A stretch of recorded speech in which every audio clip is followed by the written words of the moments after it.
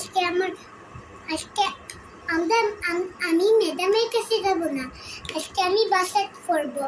কারণ কেন জানো, ম্যাডামের কাছে পড়তে আমার ভয় লাগে। এই দেখুন আমার সরিয়া রশি দেখি, দেখুন আমি কিভাবে লেখি।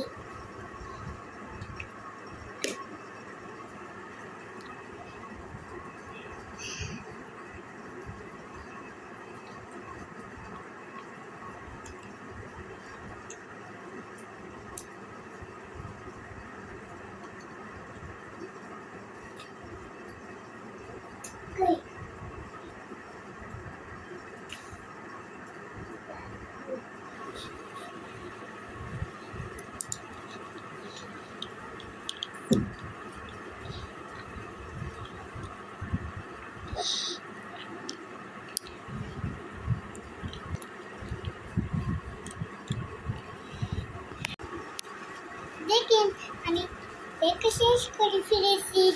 হ্যালো বন্ধুরা, আমার মা কত মজার খাবার বানিয়েছে।